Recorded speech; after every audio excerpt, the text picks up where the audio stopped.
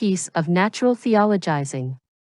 The Madhyamika attempt to show that all philosophical views of reality are basically incoherent would, I assert, be also a successful piece of philosophizing in the same manner. VITANDA. A few words about the nature of the philosophical arguments used by the Madhyamikas may be in order here. Their method of argument belonged undoubtedly to the tradition of philosophic debate that evolved out of the earlier tradition of sophistry and eristic.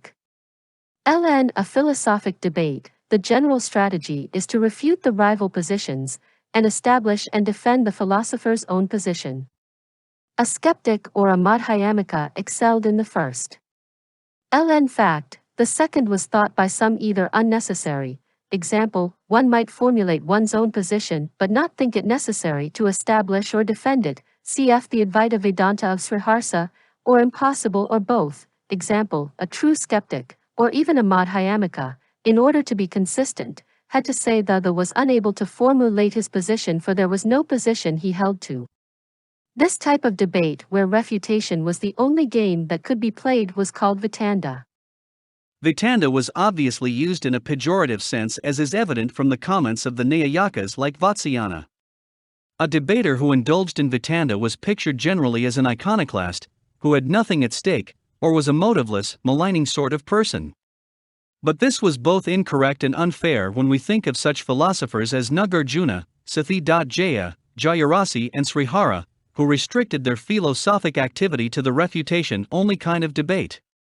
Elsewhere I have shown that the later Nyaya tradition acknowledged this fact and said that the refutation-only kind of debate can also claim philosophical respectability. Prasanga, the argument pattern used by the Madhyamikas, as well as other debaters, was called prasanga. Literally means an implication or a consequence, but it is used in the technical sense of an argument that has undesirable and unacceptable implications, or leads to absurd consequences. In fact, a position is here examined in the light of one or several alternative interpretations or formulations, and it is shown that in each case we end up with some absurdity or other. Hence the position is refuted, for otherwise the argument will lead to an absurd situation. In this general sense, therefore, we can call it a reductio. How can one refute all positions? Is it not itself a position, refutation of all positions? If we say that there is no fact of the matter, is it not another fact of the matter? How can we avoid this obvious paradox? I have discussed elsewhere how a Madhyamika can avoid the paradox or how a radical form of skepticism can be made consistent. Briefly speaking, a debater can go on refuting all possible and formulable positions each at a time, and then, when no position is forthcoming, can stop without making the obvious claim that all positions have been refuted, for the mere statement of that claim would engender a new position that needs to be refuted again.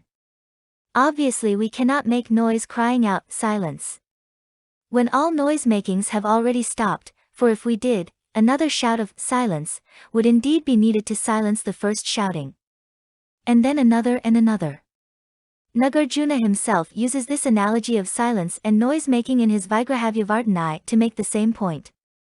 The second point that needs to be made in this connection is that refutation here need not, and should not, be construed as the standard logical negation of a position or proposition. It seems better to view such a refutation as an illocutionary act in the manner suggested by Searle, where some illocutionary force is negated rather than a proposition. If this is done, then also the air of paradoxicality involved in the Madhyamika arguments seems to disappear.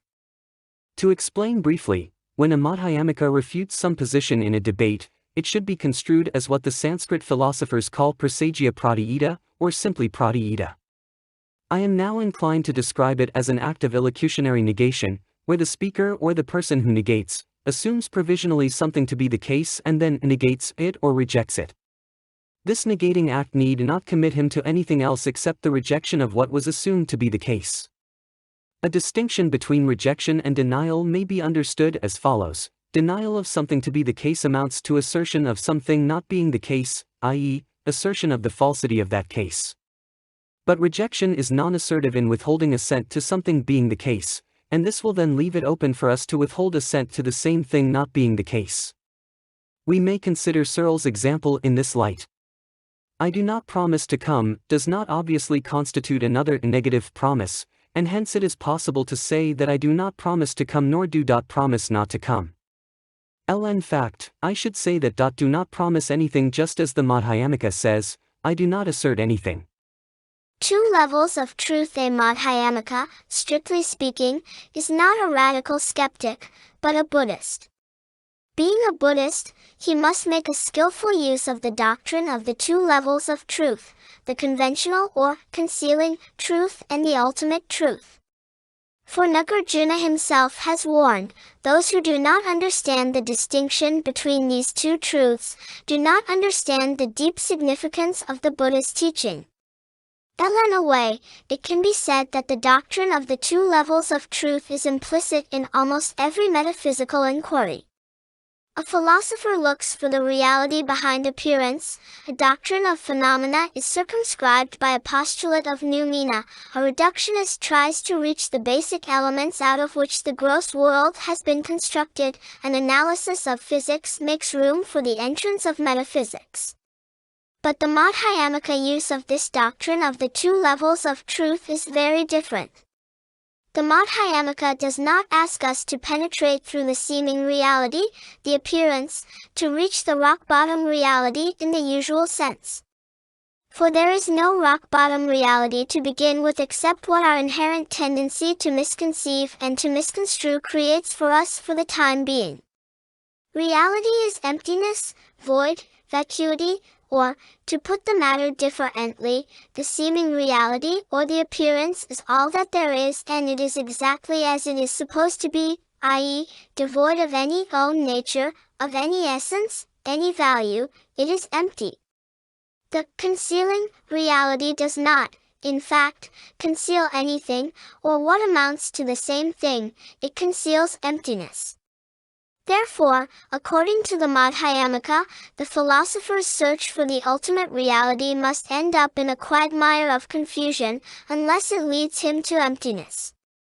To say that emptiness is the ultimate reality is again like the attempt to shout, silence, when all noises have already died down, and hence it will only destroy silence. If the philosophers are looking for an ultimate reality, besides what is called the appearance, a reality which is better and more secure than the appearance, then the truth is that there isn't any such thing. The appearance is the reality when it is properly understood.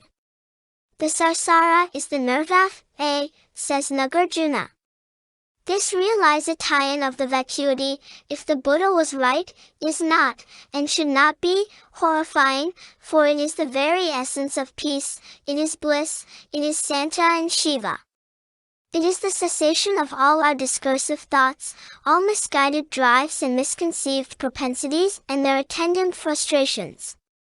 It is prapankopa, a complete recovery from the malady of manifoldness. Professor Hsueh-li Cheng has prepared this annotated translation of the Chinese version of the Advaita, which will unearth further materials of the Madhyamika philosophy from modern scholars. This will certainly stimulate further research in the history of Lundayan philosophy. More importantly, this, we hope, will also show the relevance of the study of the Madhyamika texts in the present-day context. One of the express aims of our series has been to provide annotated translations of important philosophical texts of classical Undaya. We have already presented two such volumes, one on Sriharsa and the other on Udayana. The present text is attributed to Nagarjuna. I am sure the scholarly world in general, and Buddhologists in particular, will welcome this volume. All Souls College, Oxford, Bimal Krishna Madhalal.